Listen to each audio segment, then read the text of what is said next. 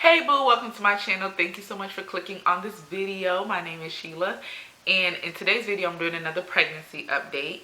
This is going to be week 16 through 18, and I'm just going to go over some of what's happened within those weeks and some of the changes I've seen, some of the things that have stayed the same, pretty much like my other videos, just updating and documenting this process. So start off right at week 16. It was literally the worst week ever. Like, week 16 was terrible. So I had a lot of sleepless nights. I think it was like 2-3 nights where, I think it was like 3 or 4 nights actually, where I couldn't sleep because of my fibroids.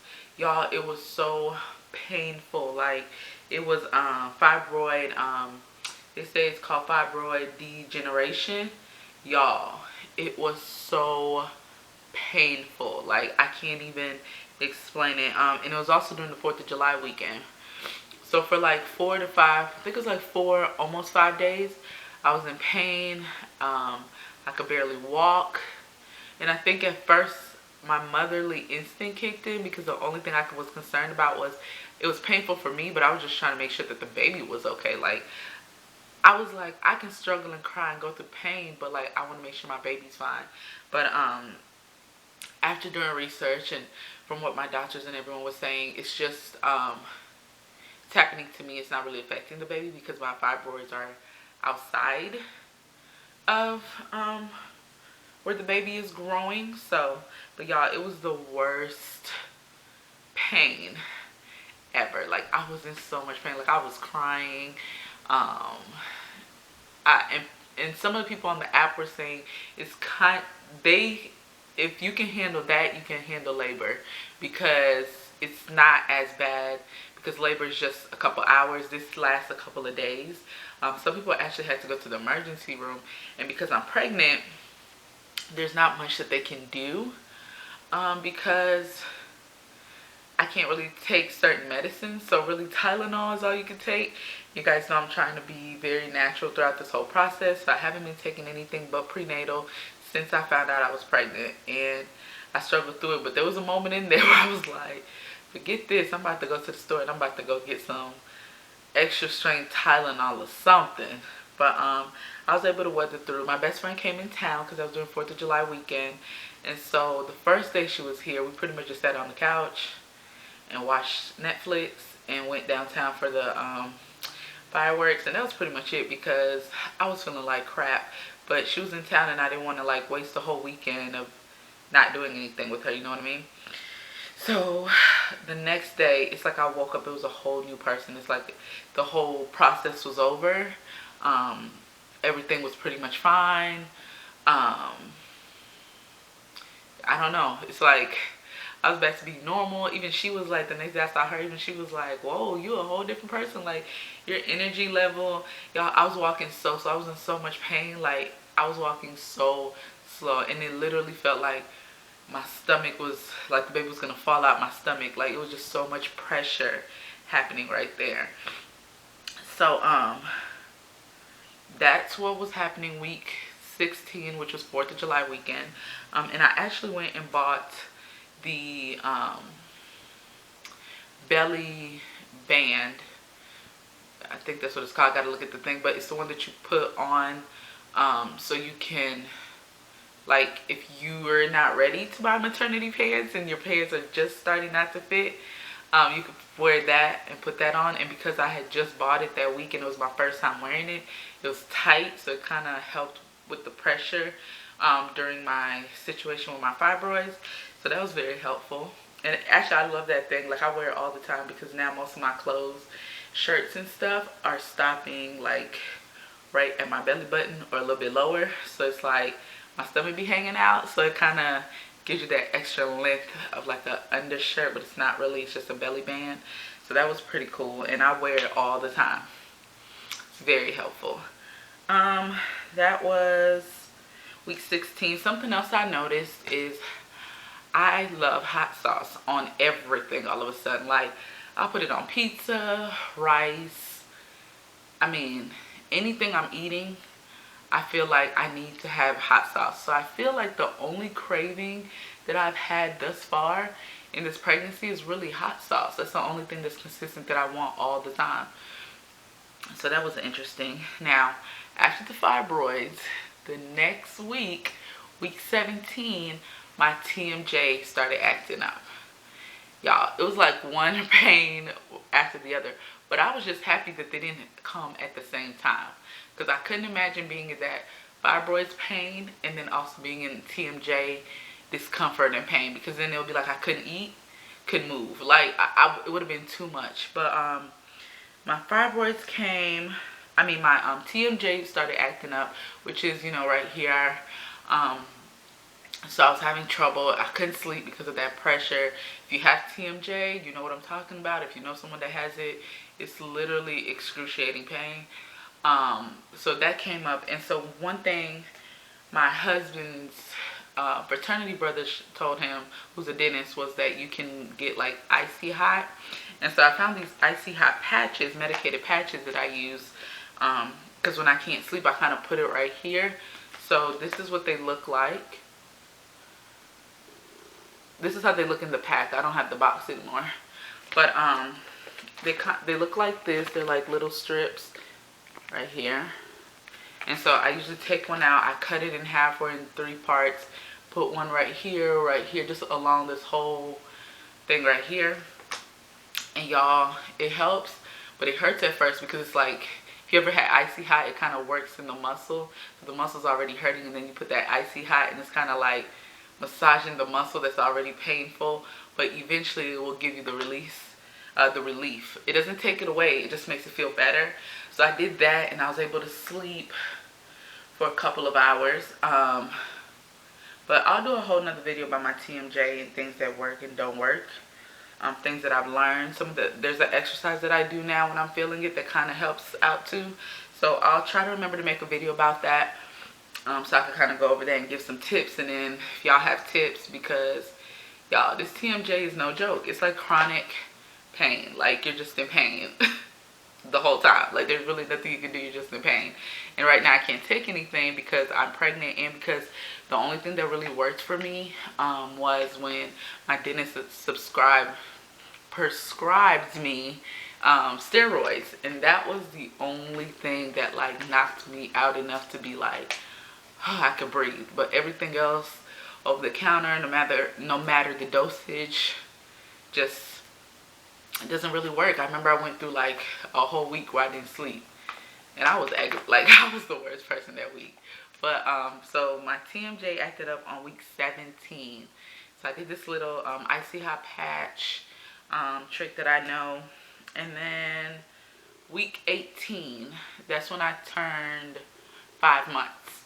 So week 18 is when I turned 5 months. There wasn't really much to report because my TMJ had ended. The fibroid situation had passed. It was just like a regular week.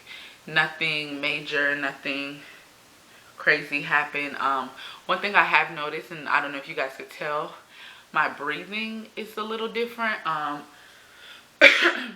think the bigger the baby gets, the more pressure it is with the breathing. But like if I talk too much or if I'm going up the stairs, I'm constantly like so that's one thing I really noticed in that time period that really started acting up. But it's not that bad. It's not like I'm out of breath. It's just continuous flow of movement, or like talking makes me have to like take a deep breath every once in a while. But I think it's just because of the space. It's getting kind of full in there with the baby. But that's pretty much it. I don't think there was anything else crazy that happened. I know during week 18 I was trying to get ready for the gender reveal stuff. Just getting a little anxious. And I think after the fibroids happened, then the TMJ happened, I really felt like very confident that I could handle what is to come, because those pains that I felt those 2 weeks back to back, y'all, like I was like, what was I thinking? Like, why did I want to go through pregnancy, knowing that I wasn't to be able to take certain medicines, especially with my TMJ, knowing that it probably was going to affect my fibroids. Like, y'all, I had a moment where I was just like, this is too much. Like, this pain is ridiculous. Like, I was crying when my fibroids was going on. Like, I was in excruciating pain. Couldn't sleep. Like, no position would help. No, nothing really made a difference. So that was very, very hard. I think that's the first time in my pregnancy that I kind of was like a little fearful, I don't know what I'm getting myself into. I don't know what to do, and I hope I'm doing the right thing. But that was the only time so far that I felt like that. And it also made me realize how strong I am, and it made me realize how much I really, really love my baby, even though I haven't met my baby. My baby is like the size of a fruit right now, It just made me realize I cared so much more about my child being okay than I did about my pain. Like, as much pain as I was in, I was willing to take that pain, even if it was more, just to make sure that the baby was okay. So that's when I was like, wow, my motherly instinct was kicking in. Like, I was crying more because the pain, and because I was like, oh my God, don't affect my baby. Don't, make sure my baby's okay. So, like, it was rough, but I got through it. Didn't have to go to the emergency room, because I promise you, the day before 4th of July, that Friday, I think it was, or that Thursday, I want to say, I literally was looking at my husband like, if it gets any worse, I'm going to go to the emergency room. Like, I need something. I need some type of help to, like, control this pain. And like I said, it made me feel really strong, because when I looked at the app, some of my pregnancy apps, and I put in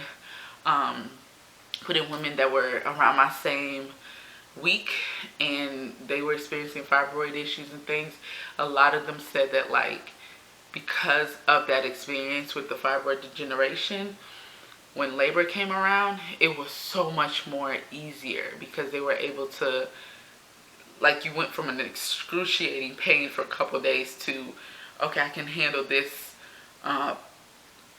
pain for a couple hours. And then the contractions, which I didn't realize there were contractions, because I've never been pregnant, so I didn't know that that's what it felt like.